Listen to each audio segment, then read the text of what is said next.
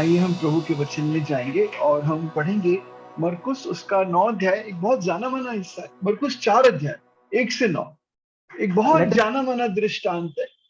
it's a very well-known parable. Let's read Mark chapter 4, 1 to 9. वह फिर किसी झील के किनारे उपदेश देने लगा और ऐसी बड़ी भीड़ उसके पास इकट्ठी हो गई कि वे झील में से एक नाव पर चढ़कर बैठ गया और सारी भीड़ भूमि पर झील के किनारे खड़ी रही। और वह इन्हें दृष्टांतों में बहुत सी बातें सिखाने लगा और अपने उपदेश में उनसे कहा, सुनो, एक बोने वाला बीज बोने निकला। बोते समय कुछ मार्ग के किनारे गिरे और पक्षियों ने आकर उसे चुग लिया।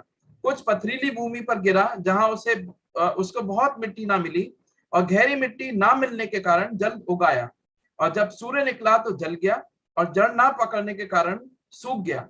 कुछ झाड़ियों में गिरा और झाड़ियों ने बढ़कर उसे दबा लिया और वह फल न लाया। परंतु कुछ अच्छी भूमि पर गिरा और वह उगा और बढ़कर फलवंत हुआ, और कोई 30 गुणा, कोई 60 गुणा और कोई 100 गुणा फल लाया। तब उसने कहा, जिसके पास सुनने के लिए कान हो वह सुन ले। And again he began to teach by the sea, and a great multitude was gathered to him, so that he got into a boat and sat on it on the sea, and the whole multitude was on the land facing the sea. Then he taught them many things by parables, and said to them in his teaching, Listen, behold, a sower went out to sow, and it happened as he sowed that some seed fell by the wayside, and the birds of the air came and devoured it. Some fell on the stony ground where it did not have much earth, and immediately it sprang up because it had no depth of earth. But when the sun was up, it was crushed, and because it had no root, it withered away. And some fell among thorns, and the thorns grew up and choked it, and it yielded no crop. But other seed fell on the good ground and yielded a crop that sprang up, increased, and produced some 30-fold, some 60-fold, and some 100-fold. And he said to them, He who has ears to hear, let him hear. आइए प्रार्थना करिए। प्रभु, मैं एक बार फिर आपके लोगों के द्वारा आता हूँ। प्रभु मेरे अंदर कोई छिपा हुआ पाप हो जो मैं नहीं देख पाया हूँ, कोई कड़वाहट है, विरोध है, लालच है, कहीं प्रभु जेलसी है, बड़ा बनने का एटीट्यूड है। प्रभु सब अपने लहू से धोकर शुद्ध कर, मेरी सारी घबराहट को दूर कर, और प्रभु मेरे शब्दों में फोर्स दे, बोलने की शक्ति दे प्रभु। और आइजक जब ट्रांसलेट करता है तो हमें बिल्कुल एक मंत्र दे, बिल्कुल फ्लो में प्रभु तेरा वचन जाए और पुकारने का शब्द हो, कनेक्टिविटी बनी रहे। और प्रभु निर्गमन 4:12 को पूरा कर आपने कहा, अब तू जा और मैं तेरे मुंह के साथ रहूंगा और जो कुछ तुझे बोलना है मैं तुझे सिखाऊंगा। प्रभु इस प्रतिज्ञा को मेरे लिए पूरा कर। ये प्रार्थना प्रभु यीशु मसीह के नाम से ग्रहण करें, आमीन। इससे पहले मैं कुछ लोगों का धन्यवाद देना चाहता हूँ। इस संदेश में उन्होंने मेरी सहायता की। Before we begin, I want to thank some people who helped me with this message. हाँ, वो तो है ही, जो जिन प्रभु के दासों को हम पढ़ते हैं और सुनते हैं, उनकी सहायता तो है ही। And the servants of God about whose writings we read, they are there. उसके साथ साथ भाई जसबीर और भाई जॉन खालपा ने मेरी सहायता। And along with them, our brother Jasbir and our brother John Khalko also helped me. अब मैं फिर बोलूंगा कि मैं शहरी लड़का हूं तो फिर आप कहोगे कि Now if I were to say that I was brought up in a city, then you will make fun of me. क्योंकि ये पूरा दृष्टांत खेती के बारे में, because this entire parable is about farming. और मैंने कभी देखा ही नहीं था। I had never seen it. मैं तो यहीं पर आके थोड़ा बहुत देखना शुरू किया। I only after coming to Roorkee I saw some of it. तो फिर मैंने इन दो भाइयों से कल रात बात की ताकि मैं थोड़ा बहुत और जान सकूं। So last night I discussed with these brothers about this so that I can get more insight. तो जिसके कान हो वो आज सुन ले। He who has ears, let him hear. गलील के झील के किनारे प्रभु बैठा था। Lord was sitting on the coast of Galilee. बहुत बड़ी भीड़ थी। There was a great multitude. गलील के झील के किनारे नहीं, बल्कि गलील के झील के किनारे नाव में झील पर बैठा था। Lord was not sitting just on the coast, but he was sitting on a boat that was there on the coast. हाँ, ताकि वो लोगों से कुछ दूरी बनाकर रख सके, तो भीड़ पूरी इस पर चढ़ जाती। So that he can have a little safe distance from the crowd, so that there won't be any pushing. तो यहाँ तीसरी आयत में लिखा है कि बीज बोने वाला बीज बोने के लिए निकला। And in the third verse, it is written that a sower went out to sow. ये दृष्टांत है बोने वाले के बारे में, बीज के बारे में, मिट्टी के बारे में। And this is a parable about the sower, the seeds, and the soil. और ये 4 तरह की मिट्टी है। And we see 4 types of soil. एक बड़ी कठोर मिट्टी है, एक मिट्टी जो पथरीली मिट्टी है, एक जिसमें खरपतवार है और एक जो उपजाऊ है। One soil is the wayside, and other is a stony ground, and on third one it has thorns, and the fourth one is a good soil. अब जब प्रभु ये दृष्टांत बता रहा था, And when Lord was speaking this parable, अच्छा दृष्टांत होता क्या है? what is a parable? ये इसको यहाँ बोलिए parabolic teaching to cost aside, यानी कोई बात को समझाने के लिए कोई आप एक चीज बताते हो, उसको उदाहरण के तौर पर देते हो। And like parables, we can say it's a parabolic teaching. That is as if to explain something, you give an analogy or an example for better understanding. ये बहुत साधारण तरीके से मैं कह रहा हूँ। दृष्टांत तो बहुत और भी चीज, मतलब प्रभु के जो वचन के हिसाब से दृष्टांत और भी बड़ी बात है। Like I'm just telling in a very basic sense, like parables from the Lord do have deeper meanings. और प्रभु के दृष्टांत बहुत साधारण होते थे। And Lord's parables were very simple. और रोज के जीवन से जुड़े होते थे। And they were connected to daily life. और ऐसे होते थे कि बच्चा समझना है तो समझ जाए और बहुत ज्ञानवान भी ना समझ पाए। And they would be in such a way that even if a kid wants to understand, he will, and sometimes even very knowledgeable person might miss out something. अगर जो दृष्टांत आपने पढ़ा, आप इसको क्योंकि आप पढ़ चुके हो, आप जानते हो कि यहाँ प्रभु वचन की बात कर रहा है। Because you have read this parable already, you know about this. Now you know that Lord is speaking about the word. वो आप जानते हो कि बीज वचन है। And you know that the seed is the word. क्योंकि आपने इसके आगे का पढ़ चुके हो। Because you have read what is coming forward in the chapter. इसके बारे में सुन चुके हो। And you have heard about this. लेकिन अगर आप सिर्फ दृष्टांत को ऐसे ही पढ़ो और आपने कभी ना कुछ ना सुना, तो आपको नहीं समझ में आएगा कि प्रभु क्या कह रहा है। But if you do not have any context, and if you were to see only this parable for the first time, you will not completely understand it. उन लोगों को समझ तो आसानी से समझ आ गया प्रभु क्या कह रहा है। And those people, they understood it very easily what the Lord was speaking. ये उनके रोज का दृश्य था। Because this was a daily routine for them. गलील उपजाऊ भूमि थी। Galilee was a farming land. खेती की जगह थी। It was a place for agriculture. और शायद जब प्रभु ये बात कह रहा था तो पास ही में कोई बोने वाला बीज बो रहा होगा। And it might also be happening that when the Lord was speaking this parable in the nearby land, some sower would be sowing seeds. वैसे भी लोग इस तस्वीर को अच्छे से जानते। And so the people know this picture very clearly. क्योंकि उनके रोज का जीवन था। Because this was the daily life. तो समझना बहुत आसान है। Like to understand it is very easy. बोने वाला है, बीज है, मिट्टी है। Like there is a sower, there are seeds, and there is soil.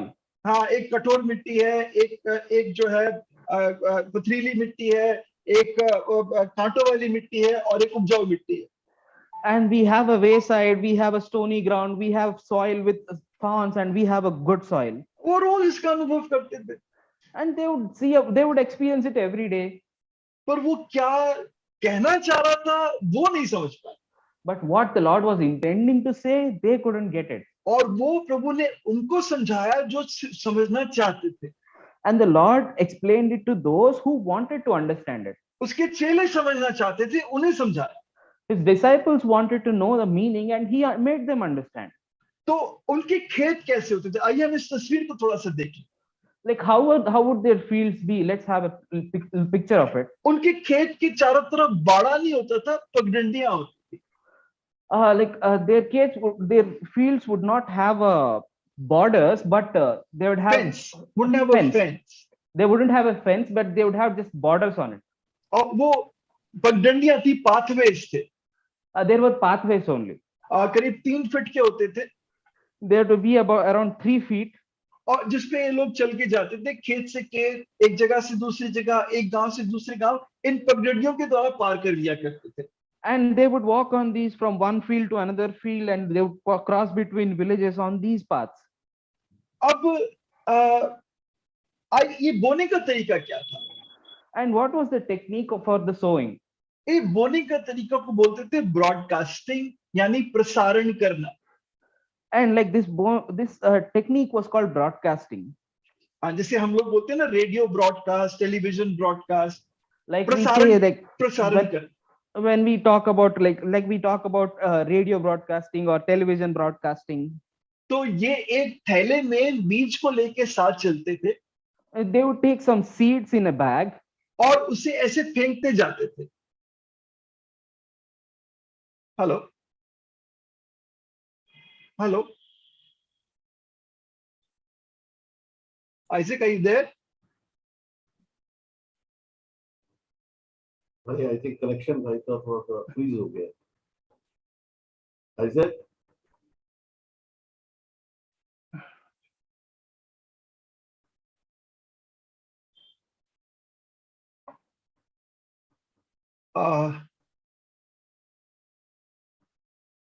Vidya, can you translate? Vidya, are you there? I'm here, sir. Achha. Sir, sorry, sir. I lost my power cut. Okay, good. Yeah. So, आइए हम देखें वो कैसे बीज बोते थे. मैं आपको एक स्लाइड दिखा. Let us see how they used to sow the seeds. भाई ये स्क्रीन पे दिख रहा है ना आपको? Can you see it, भाई? भाई ये अभी दिखाई नहीं दे रहा है, उसको डबल क्लिक कीजिए भाई जो आप शेयर करना चाह रहे हैं. हाँ, अब दिख रहा है. अच्छा, दिख रहा है ना भाई? Yes, sir. हाँ, तो ये तरीका था उनके बोने का. This was their technique to sow the seeds. देखिए यहाँ पर उसने ये बैग रखा है, बैग के अंदर बीज रखा है. And here he's carrying a bag, and in this bag he was having the seeds. और वो ऐसे आधे गोले की तरह बीज को फेंकता है. And he throws those seeds in a semicircle. हाँ, आज मुझे नहीं मालूम, मैं जानता नहीं कि आज कैसे बोले, लेकिन ये उस जमाने का तरीका था. And this is the technique of those days. I don't have idea about today's techniques. तो उससे क्या होता था कि खेत के हर हिस्से में, हर कोने में बीज पहुंच जाता था. So it would happen that the seeds would reach to all the corners of the field. लेकिन ये भी होता था कि कुछ बीज हवा के बहाव से या वैसे भी उन पगडंडियों के किनारे पे गिर जाते. And it would also happen that because of the wind direction, some of the seeds would fall on the wayside. हाँ, अगर आप On 4 this आयत path. पढ़ दे, मरकुस 4:4. And if we read Mark 4:4, हाँ, मरकुस 4:4. जी भाई. बोते समय कुछ मार्ग के किनारे गिरा और पक्षियों ने आकर उसे चुग लिया. and it happened as he sowed, some of the seeds fell by the wayside, and the birds of the air came and devoured it. तो वो पगडंडियों के किनारे गिरा. And they fell on the edge of those paths. और ये पगडंडियां, क्योंकि लोग इस पे चलते रहते थे, तो ये बहुत सख्त, बिल्कुल पत्थर की तरह सख्त हो जाती थी. And since people would be walking on those paths, they became very flat and hard surfaces. आप लोग जानते हैं, अगर आप कभी किसी मैदान में देखा हो आपने, लोग पगडंडी बना देते हैं तो वो बिल्कुल सख्त जाती, वहां कुछ घास भी नहीं उग सकती. And you know that, and people would have idea about this, that when they see on the open ground and when there is a path where people walk, it becomes very hard in that place. तो यहाँ पर जब बीज गिरता था तो वो उग नहीं पाता था, वो मिट्टी में नहीं जा सकता. So when a seed falls on that surface, like it will not grow, it will not be, it will die. या तो जो लोग चलते थे उनके पैरों के नीचे रौंद दिया जाता था, या उसको पक्षी फट उठा के ले जाते. Either the seeds would be crushed under the people's feet walking in that path, or the birds would take them away. अब हिंदी में लिखा है कि उसको पक्षी चुग लेते थे. अंग्रेजी में लिखा है the bird used to devour it. And in Hindi it's written that the birds would take them away, and in English it is written the birds would devour it. devour का मतलब, जैसे तो शैतान के बारे में प्रभु कहता है, शैतान वो सिंह है जो फाड़ के खाना, he goes around seeking who he may devour. वो इस तरह घूमता है कि किसको फाड़ खाए.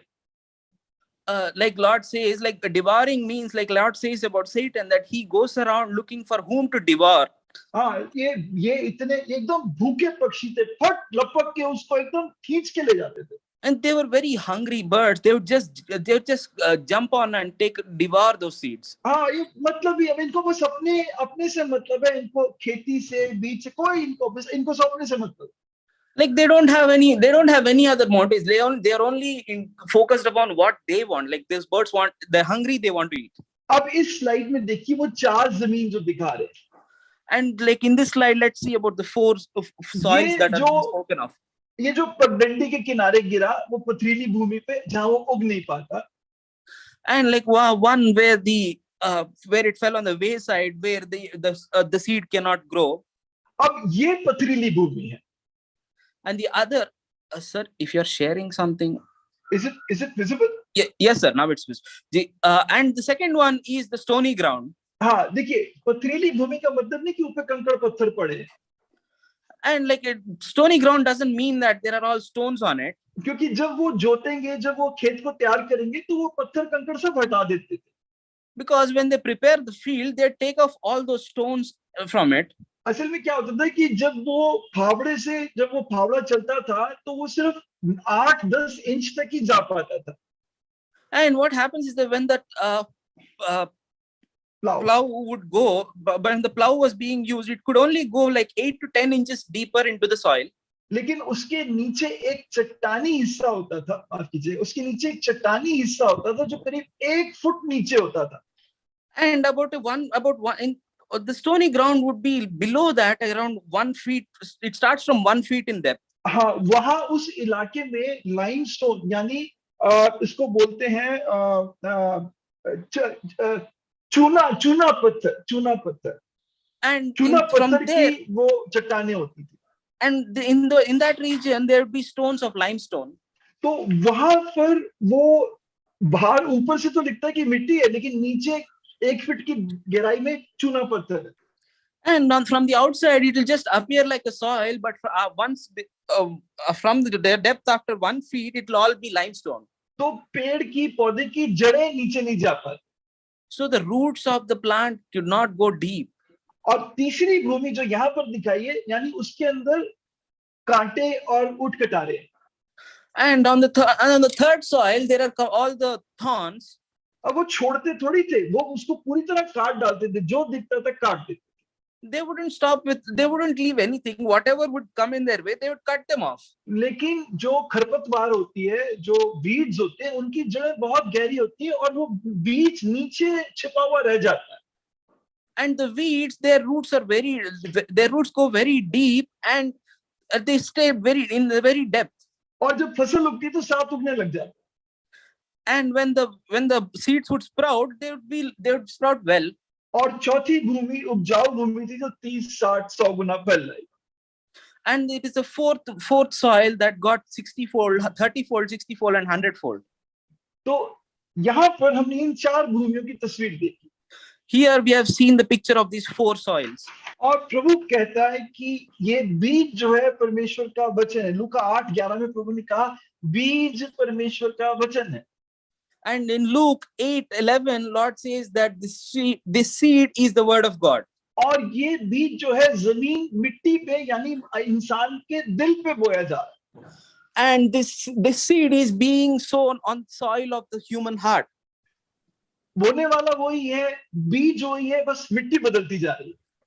And it's the same sower, it's the same seed, just the soil is the one that is changed. और क्योंकि मिट्टी अलग अलग है, इसलिए उसके परिणाम भी अलग अलग है. Since the soils are different, so are the results. हाँ, बोने वाला और बीज तो एक ही है, लेकिन मिट्टी के फर्क होने से परिणाम फर्क हो जाते हैं. Like it's sower and the seeds, they are the same for all, but since the soil is different, the results are different. पहली भूमि पत्थर की तरह सख्त है, उसमें वचन घुसता नहीं.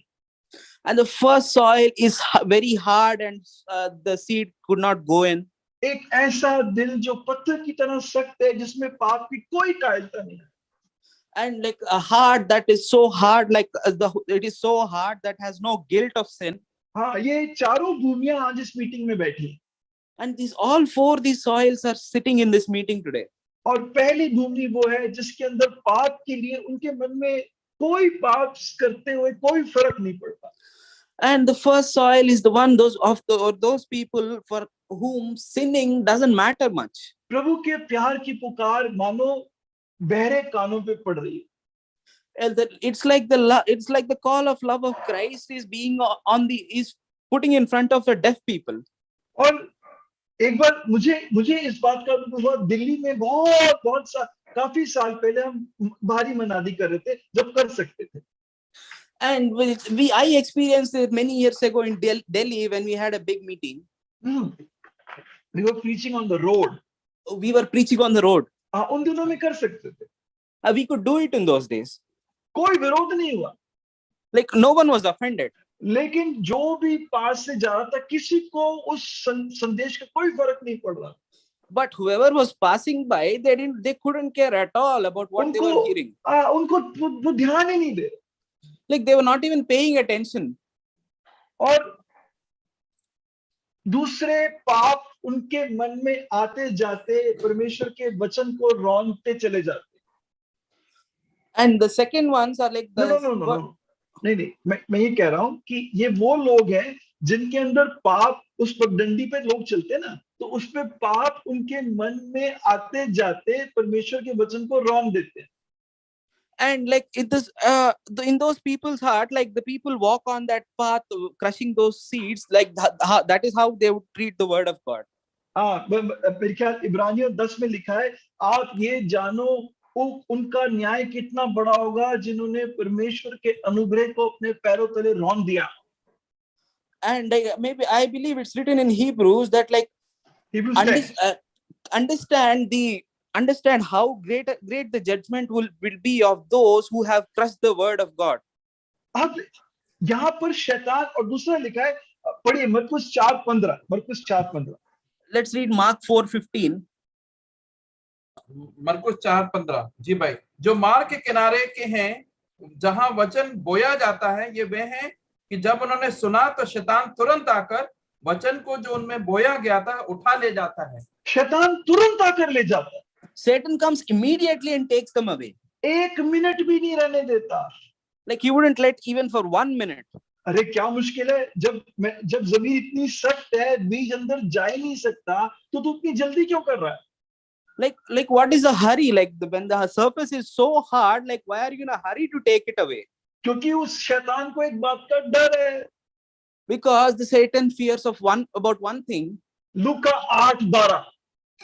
Luke 8:12. Those by the wayside are the ones who hear. Then the devil comes and takes away the word of their hearts, lest they should believe and be saved. हाँ, लूका 8:12. जी भाई, मार्ग के किनारे के वे हैं जिन्होंने सुना, तब शैतान आकर उनके मन में से वचन उठा ले जाता है कि कहीं ऐसा ना हो कि वे विश्वास करके उद्धार पाएं. अरे कहीं ऐसा ना हो कि विश्वास करके उद्धार पाएं. Lest they believe and be saved. अरे एकदम सख्त मिट्टी है, उद्धार होगा कैसे? बीज तो जा नहीं सकता. It's a very hard soil. How can they be saved? The seed cannot sprout. क्योंकि आप विश्वास करें या ना करें, शैतान विश्वास करता है कि परमेश्वर असंभव काम कर सकता है. Because it doesn't matter if you believe or not, but Satan believes that God can do the impossible. आप माने या ना माने, लेकिन पहला पत्रस 1:23 में लिखा है, शैतान मानता है कि ये अविनाशी बीज है. And like even if you want to believe it or not, but it's written in 1 Peter 1:23. 1 Peter 1:23 that the word of God is a undying seed. हाँ, incorruptible seed. Incorruptible seed. अविनाशी बीज है, इसमें नया जीवन है और अनंत जीवन है. And it's an incorruptible seed, so it has eternal life. और वो शैतान इस बात को मानता है कि ये इस भूमि पे भी हो सकता है कि ये बीज घुस जाए, और क्योंकि अविनाशी है, ये नया जीवन पैदा कर दे. And Satan believes that since it is an incorruptible seed, it can get into this soil also and can sprout life. हाँ, वो क्या मानता है? पहला पत्रस 1:23 पढ़ दीजिए. पहला पत्रस 1:23. Let us read 1 Peter 1:23. 1 Peter 1:23. क्योंकि तुमने नाशवान नहीं पर अविनाशी बीज से परमेश्वर के जीवते और सदा ठहरने वाले वचन के द्वारा नया जन्म पाया है. सदा ठहरने वाला. Forever. He abides forever. सदा ठहरने वाला वचन है. This is the word that abides forever. उसे पता है अगर ये पड़ा रहा तो सख्त दिल में भी काम कर जाएगा.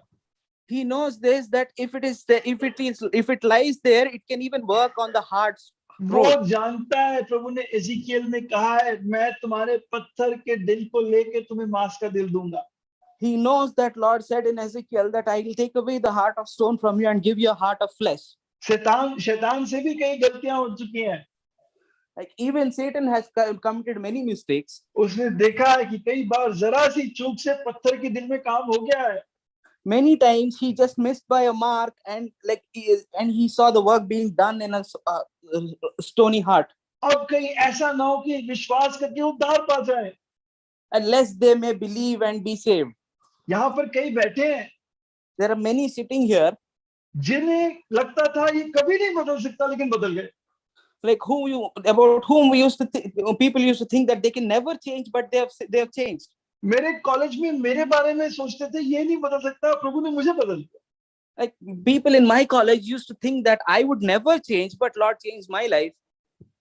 तो प्रभु असंभव काम कर सकता है। Lord can do the impossible work. दूसरी भूमि पथरीली भूमि, Second soil is a stony soil. ऊपर मिट्टी की परत है There is soil on the top, और नीचे 1 फीट की गहराई में वो चूना पत्थर है। and after 1 meter, 1 feet depth, there is complete limestone. अब जब बीज गिरता है तो ऊपर की मिट्टी की जो उसके अंदर जो पानी की नमी है और जो उसमें पोषक आहार है, उसकी वजह से वो बढ़ने लगता है। And when the seed falls on it, because of the nutrients available in the soil on the top, it sprouts out. And the water and the जो उसमें And पानी जो also the मॉइस्चर water. हो, हाँ, And the moisture. पर क्योंकि नीचे चट्टान है वो जड़ नहीं पकड़ पाती। Since like there is stone after a certain depth, like it cannot go deep. अब लंबी दौड़ के लिए जरूरी है कि पेड़ जड़ से गहराई में जाकर वहां से पानी और पोषक आहार खींचे। And for a long run, it is must for a tree to have roots deeply into the soil, so that it can collect water and nutrients from there, और मजबूत भी बने। and also to be strong. लेकिन अब क्योंकि जड़ नहीं पकड़ रहा तो तेजी से ऊपर आ। So since now it cannot get deeper with the roots, like now it's coming up. हाँ, मरकुस 8:5 पढ़ो। Let's read Mark 8:5. सिर्फ हिंदी में पढ़ो। हाँ, मरकुस 8:5। उसने उनसे कहा, उसने उनसे पूछा, तुम्हारे पास कितनी रोटियां हैं? उन्होंने कहा 7। माफ कीजिए, मरकुस 4:5 माफ कीजिए, मरकुस 4:5 जी भाई। कुछ पथरीली भूमि पर गिरा जहां उसको बहुत मिट्टी ना मिली, और गहरी मिट्टी ना मिलने के कारण जल्द उगाया। And that it came out immediately. हाँ, वो जल्दी उगाता है। Like it sprang up immediately. और उसमें काफी पत्ते भी हो जाते हैं। Sir, can you please repeat? उसमें काफी पत्ते भी हो जाते हैं। And there'd be many leaves on it as well. आम आदमी सोचता है क्या बढ़िया पौधा। An ordinary man would think what a healthy plant, और बढ़िया मिट्टी है। and what a great man. लेकिन किसान जानता है कि अच्छा साइन नहीं है। And like the farmer knows this is not a right sign. This is not, क्योंकि ये वो आदमी है जो खुशी से एकदम वचन को ग्रहण करता है। because he is that man who immediately accepts the word with joy हाँ, बहुत जोश दिखाता है। and shows lot of zeal. हाँ, वो जब मीटिंग में गाना सुनता है वो भाव विभोर हो जाता है। And when he listens to a song in the meeting, he gets emotional. जब संदेश सुनता है तो बस उसका दिल एकदम जोश से भर जाता है, बस मैं कुछ कर दूंगा। And when he listens to a meeting, his heart is completely filled with joy and excitement that I'll do something for the Lord. पर उसके अंदर पत्थर है। But inside there is stone. इसलिए वो वचन जड़ नहीं पकड़ता। That is why the word cannot go deep. और गहरा काम नहीं होता। And there is no deep work in that heart. इसलिए जब वचन के कारण क्लेश आता है, and when problem comes because of that word, हाँ, मरकुस 4:16 पढ़िए। let's read Mark 4:16. मार्क 4:16। वैसे ही वह जो पथरीली नहीं, माफ कीजिएगा भाई, माफ कीजिए। मार्क 17 पढ़ो। जी, परंतु अपने भीतर जड़ ना रखने के कारण वे थोड़े ही दिनों के लिए रहते हैं। इसके बाद जब वचन के कारण उन पर क्लेश या उपद्रव होता है तो वे तुरंत ठोकर खाते हैं। जब वचन के कारण क्लेश होता है, and when there comes tribulation or persecution because of the word, ये नहीं लिखा अगर परमेश्वर के कारण क्लेश होता है। it doesn't say if there comes tribulation. हाँ, जब यानी होना तो जरूरी है। It says afterward when tribulations come. That means it will like tribulation is for sure. वचन के कारण आपके जीवन में क्लेश तो, तूफान तो, आंधियां तो आएंगी. Like because of the word, it is sure that tribulations and persecutions and storms will be in your life. तो जब इस पे धूप पड़ती है, And when sun falls on it, अब जानिए कि धूप पौधे के लिए बहुत जरूरी है. I know this that sun is very important for the plant. क्योंकि उससे अंग्रेजी में वो जो पौधा खाना बनाता है उसको फोटोसिंथेसिस बोलते हैं, वो सूरज से ही हो पाता है. Because plants produce their food through photosynthesis only by sunlight. Hindi में क्या कहेंगे उसको, प्रकाश. मैंने नाम पढ़ा, मैंने बड़ा मुश्किल लगा. प्रकाश संश्लेषण बोलते हैं, कुछ इस तरह का शब्द है. यानी धूप से खाना बनाने की जो प्रक्रिया जो पौधा करता है उसको वो काम करता है, वो काम आता है. So the photosynthesis is a process where plants prepare food by sunlight. इसलिए धूप पौधे की बढ़ोतरी के लिए बहुत जरूरी है. And so it is a must. It is very important. Sunlight is very important for the plants. पर यहाँ पर तो धूप पौधे को सुखा देती है. But here, this sunlight dries up the plant. हाँ, वो उसकी मिट्टी के पानी को सुखा देती है और पौधा जल जाता है. It dries up the moisture in the soil, and the plant dries up. क्योंकि उसकी जड़ें नहीं है. Because it does not have deep roots. वो धूप तभी पूरा काम करती है जब वो पूरी जड़ के साथ पौधा गहराई में जुड़ा हो. The sunlight is only useful when the roots are deep. हाँ, तभी वो पूरा खाने बनाने की प्रक्रिया होती है. Only then can the food be processed. इसलिए परीक्षा आना तो जरूरी है. That is why it is a must that like the test would come. परीक्षाएं आपको मजबूत बनाती हैं. Your tests and tribulations make you strong. और पर वही खड़े रहते हैं जिनको अंदर वचन और संगति की गहरी जड़ें होती. But only those can stand who have the word deep rooted in them. हाँ, उनके अंदर हल्का काम नहीं होता, गहरा काम होता है. Like in them there is no surface level work, but deep rooted work is done. उनके जहाज रूपी विश्वास के 4 लंगर होते हैं. Their ship has four anchors. Their ship of faith has 4 anchors. Their ship of faith has 4 हाँ, anchors. प्रेरितों का काम 2:42 में लिखा है, वो apostles teaching, prayer, breaking of bread and fellowship. प्रेरितों से शिक्षा पाना, संगति करना, प्रार्थनाओं में लौलीन रहना और रोटी तोड़ना. In Acts 2:42 it's written with doctrine and fellowship and breaking of bread and prayers. हाँ, ये 4 बातें उनके जीवन में रहती. And these 4 things are apparent in their lives. वचन से सीखना, संगति से सीखना, संगति में बने रहना, प्रार्थना करना और प्रभु की रोटी के साथ जुड़े रहना. Learning from the word, learning from the assembly, being in fellowship, being part in the bread breaking and prayers. नहीं तो जैसे ही तूफान, जैसे ही सूरज चमकेगा, जड़ बुझ जाता है. If not, as soon as sunlight comes, the plant dries up.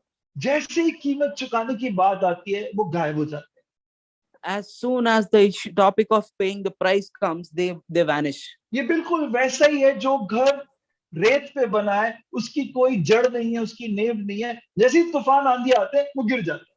It is just like that house that is built on the sand, like it does not have any foundation. As soon as the storm comes, it falls. जैसे ये पेड़ बहुत तेजी से बढ़ता है, वो घर भी बहुत तेजी से बनता है, क्योंकि नींव बनाने के लिए मेहनत नहीं करनी पड़ती. Just like this seed sprouts immediately, the house on the sand is also built very faster because you don't have to work hard for the foundation. अब जो जंगली झाड़ियों में गिरा, And the seeds that fall on the field of thorns. अब किसान कितनी कोशिश करता है कि खरपतवार को हटा दे, Like a farmer works so hard to take away the weeds and thorns, पर उसकी गहरी जड़ें होती हैं.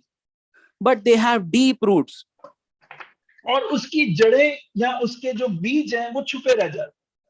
Or the seeds of these roots, like they're very hidden deep in the soil. जो लोग बागवानी करते हैं, हमारा भाई जी फिलिप के घर में उसने टेरेस गार्डन बना रखा है, वो लोग जानते हैं कि रोज हमें उस खरपतवार को, वीड्स को निकालना पड़ता है. And those people like our brother Philip who have gardens in their house, they know that they have to take away the weeds daily. क्योंकि जैसे ही पौधा बढ़ता है, फसल बढ़ती है, ये खरपतवार साथ बढ़ने लगती है।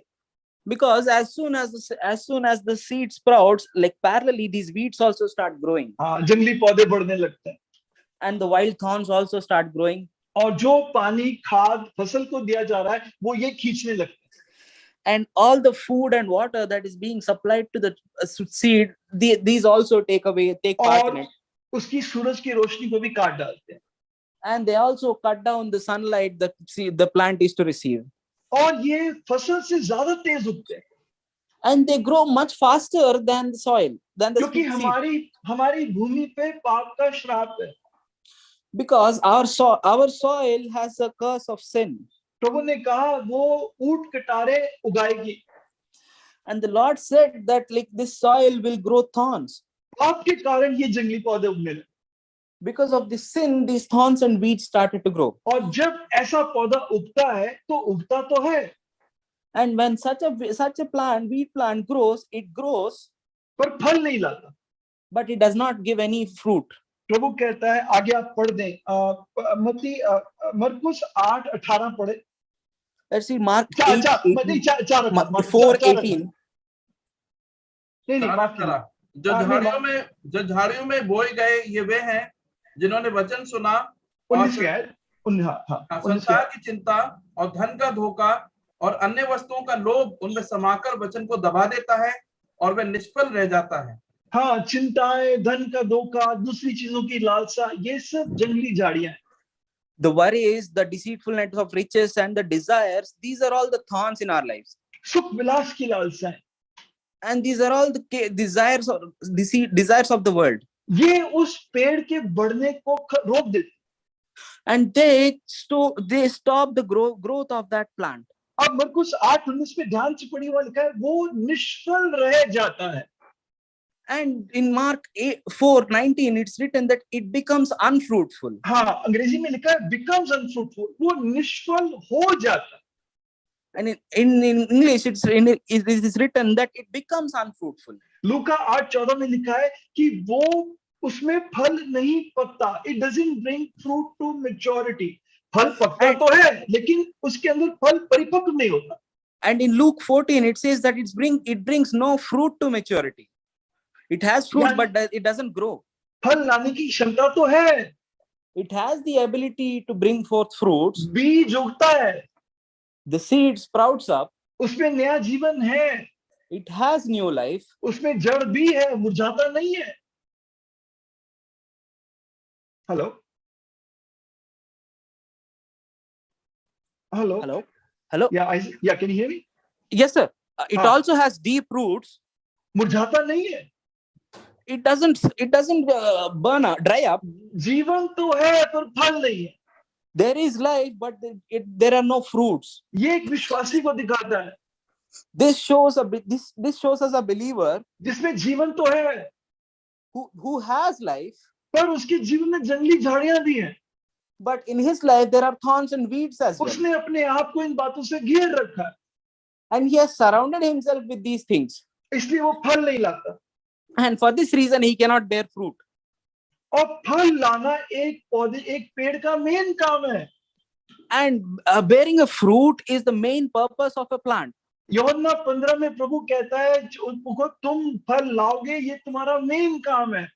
And in John 15, Lord says that you will bring forth fruit, and this is your main purpose. ये प्रभु की पहली आज्ञा थी आदम हवा को।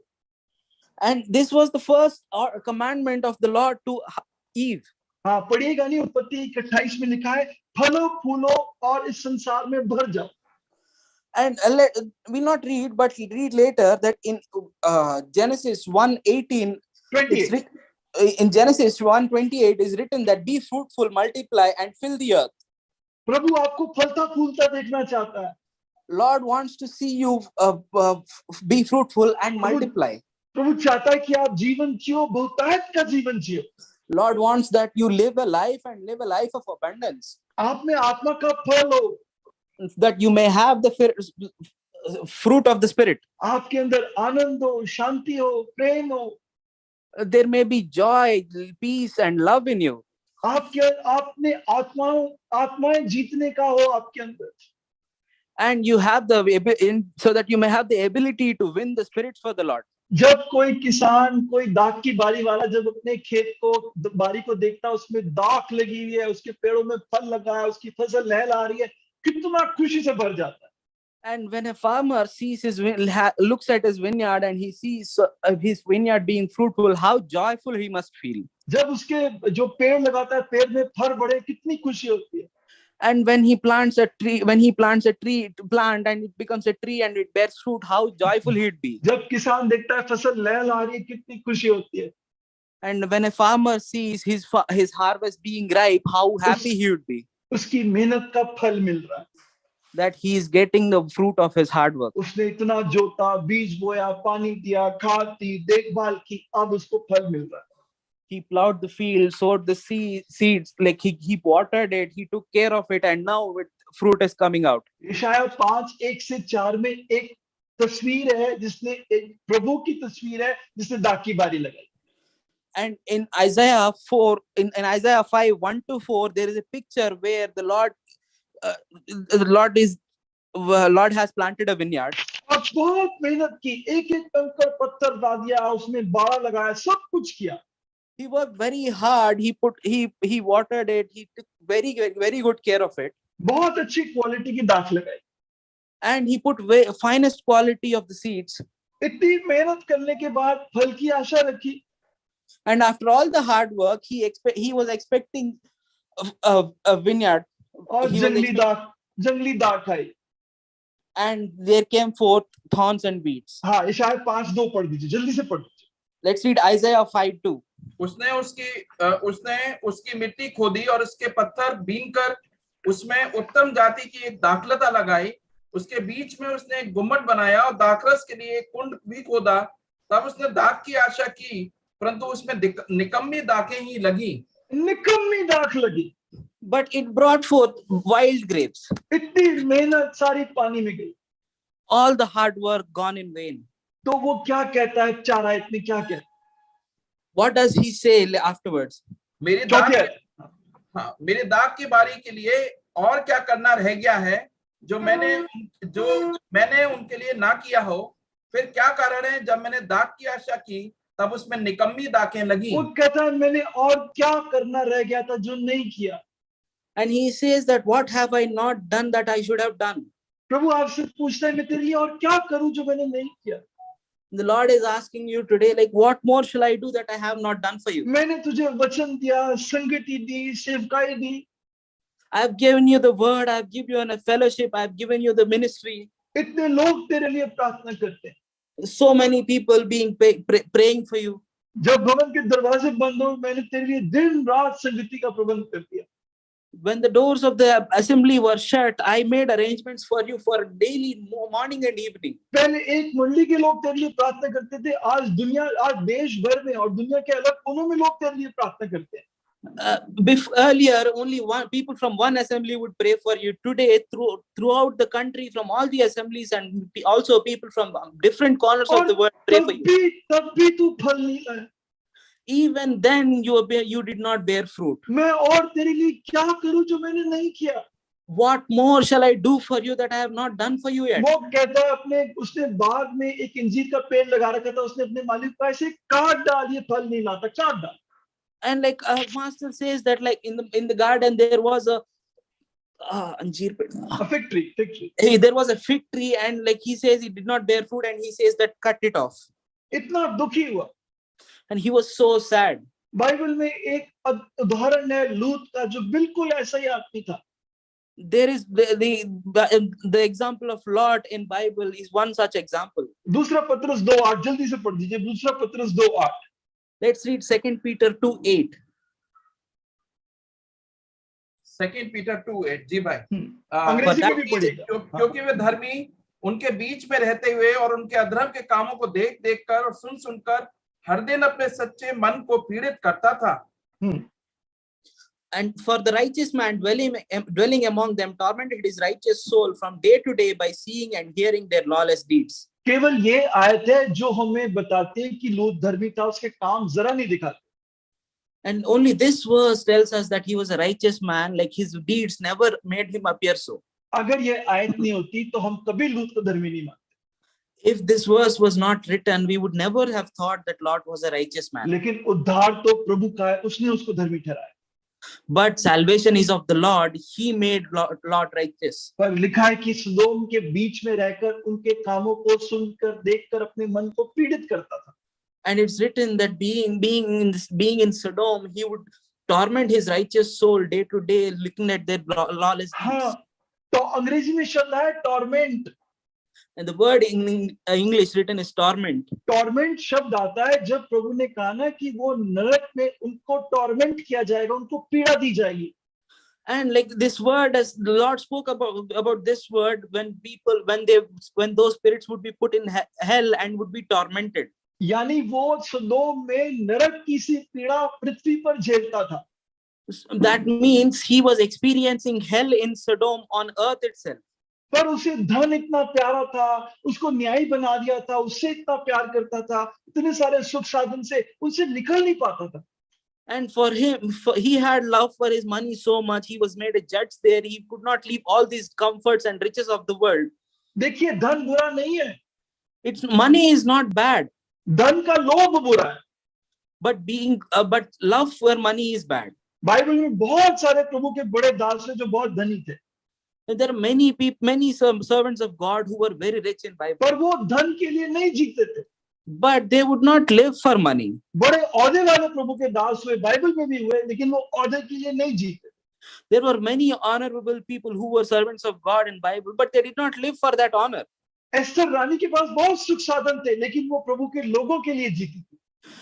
Like Queen Esther had so many comforts and luxuries, but she did not live for it, but she lived for the people of God. पर लूत इन्हीं के लिए जीता था। But Lord used to live for those comforts and luxuries only. इसीलिए वो सदोम के कांटेली झाड़ियों में धस गया था। And for this reason, he was stuck in the wild thorns of Sodom. हाँ, वचन कायल तो करता है। The word would compel him. जब वो सुसमाचार दे, प्रार्थना कर, प्रभु का काम कर, वचन कायल तो करता है करने को। The word would compel him to like pray, give the gospel, pray for others, like spend time with the word. आपको करता है। It compels you as well. रोज सुसमाचार दे, आपको कायल करता है। It compels you to give the word every day. आप संदेश सुनते हो, आपका मन कायल भी होता है। And you listen to the word and you feel guilt also. पर आंसू आते हैं। Like tears do roll down. पर जैसे ही सभा खत्म होती है, फिर वो जंगली झाड़ियां घेर लेती। And once the meeting is done, you surround yourself with those और thorns. लिखा है वो उसको उस वचन को दबा देती हैं। भाई पढ़ दीजिए, मरकुस 4 में एक जगह पे लिखा है वचन को दबा देती है। And it is written that it chokes the word. मरकुस 4 में लिखा है 4:19 sir. 4:9 50 हाँ पढ़ दीजिए। और सिर्फ पहला सब। और संसार की चिंता और धन का धोखा और अन्य वस्तुओं का लोभ उनमें समाकर वचन को दबा देता है। वो सब हाँ बस वचन को दबा देता है। And they choke the word. वो चोक का मतलब होता है वचन के गले को दबा देता है। And the word choke means that it catches hold of the throat of the word and chokes it. हाँ, वो वचन यहाँ से जाने के बाद आपसे बात करना चाहता है। And the word wants to speak to you after the meeting. वो आपके जीवन में बदलाव लाना चाहता है। It wants to transform your life. वो सुबह शाम आपके पास आ रहा है, आपको बदलने के लिए आ रहा है। The word is coming to you morning and evening to change your life. जैसे ही आप मीटिंग को छोड़ के जाते हो, but as soon as you leave the meeting, वही सारी चिंताएं, वही धन के पीछे भागना, वही सारा संसार की जो लालसाएं हैं, इंटरनेट है, वही यूट्यूब है, वही सब आपको फिर से जकड़ लेता है। But once I leave the meeting, the same greed, same running after money, same greeds of this world and the internet, like these all choke me up. और यही जो वचन की आवाज जो अभी आपको बहुत कायल कर रही है, वो सब बातें मीटिंग के बाद वचन की इस आवाज के गले को दबा देती है। And the word that is compelling you now to think of it, all those things, they choke this word after the meeting. लेकिन हमारा प्रभु असंभव काम कर सकता है। But our Lord can do the impossible. वो आप क्रूस को अगर अपने जीवन में काम कर देते, if you let the cross work in your life, क्रूस का दर्द तो होगा, There will be pain of cross, पर क्रूस सारी कड़वी जड़ निकाल सकता है। but the cross can take away all the weeds away. क्रूस तो असंभव काम को संभव कर सकता है। A cross can make the impossible work possible. आपको एक कदम लेना, You only have to take one step. फल नहीं आ रहा, You're not being fruitful. ऐसे लोगों के जीवन में फल नहीं आता। Like there will not be fruits in such lives. और क्योंकि जब फल नहीं आता तो आत्मा आपके अंदर शोकित होता है। And when there are no fruits, the spirit in you is tormented. और क्योंकि आत्मा शोकित है तो आप शोकित होते हो। And since the spirit in you is sad, you become discouraged. ऐसे लोग बहुत बुझा हुआ दुखी जीवन बिताते हैं। And such people, they live a very dull and discouraged and sad life. वो लूट की तरह अपने मन को पीड़ित करते हैं, Like they torment their lives like Lot, क्योंकि वो अलग नहीं होते। because they do not separate themselves. वचन कहता तो है अलग होने के, The word tells you to separate yourselves, बस आपको कहना प्रभु अपने क्रूस का काम कर। but you only have to say that, Lord, do the work of cross in me. मुझे दर्द होगा पर इन जड़ों के कड़वी जड़ों को मेरे अंदर से निकाल दो। I might feel pain, but please take away these weeds and thorns from my क्या life. प्रभु का हाथ छोटा हो गया कि वो ना कर सके? Like, has the Lord become so small that he cannot do this? हमें और भी देखना था, बस एक बात अंत में करके खत्म करूंगा। वो भूमि जो 30 और 60 और 100 गुना फल लाई, And we had to talk more, but we don't discuss one thing and then, like, that land that had 30-fold, 60-fold and 100-fold profit. अब भाई जॉन ने और भाई जॉन खालको ने और जसबीर भाई ने दोनों ने मुझे बताया कि मतलब जो उनकी पूरी बात से मुझे पता चला कि जो फसल उगाते हैं उसे 1.5 गुना से 3 गुना मुनाफा हो जाता है। And brother John and Jasbir told, with the discussion I had yesterday, I understood that like around 1.5 times to 3 times they get the profit. हाँ, ये अच्छा मुनाफा है। And this is a good profit. अब आप सोचिए 10 गुना अगर मुनाफा हो जाए तो कितना होगा? And imagine what would happen if there was 10 times profit. यानी आपने 100 रुपए लगाए और आपने 1000 कमाए। That means that you invested 100 rupees and you earned 1000 rupees. और 30 गुना हो जाए, And what if it becomes 30-fold? आपने 100 लगाए 3000 कमाए। You put 100 on the table and you got 3000. 100 लगाए और 6000 कमाए, 60 गुना। And on 60-fold, you put 100 on the table and you earned 6000. और 100 गला के 10,000 कमाए, 100 गुना। And when it becomes 100-fold, you put 100 rupees on the table and you got 10,000. प्रभु कहता है मैं जीवन देने आया, बहुतायत का जीवन देने आया। The Lord says that I come to give life and life in abundance. जब सही दिल पर सही जगह पर बीज गिरता है तो वहां पर बहुतायत का जीवन आता है। And when the seed falls on the right place in the right life, it gives 100 abundant profits. और उससे क्या होता है? जल्दी से पढ़ दीजिए उत्पत्ति 26:12। उत्पत्ति 26:12। इज़ाक के साथ हुआ था, कभी हो नहीं सकता, लेकिन इज़ाक के साथ प्रभु ने असंभव काम किया, 100 गुना फल आया। And it happened through Isaac that he did not imagine, but Lord did the work through him that it got 100. हाँ, ये असंभव बात है, संसार में हो नहीं सकता, प्रभु ने इज़ाक के लिए किया। This cannot happen in the world, but Lord did this through Isaac. फिर इज़ाक ने उस देश में जोता बोया और उसी वर्ष में 100 गुना फल पाया और यहोवा ने उसको आशीष दी। 100 गुना कमाया। Like he got 100-fold. और अगली आयत पढ़े क्या हुआ?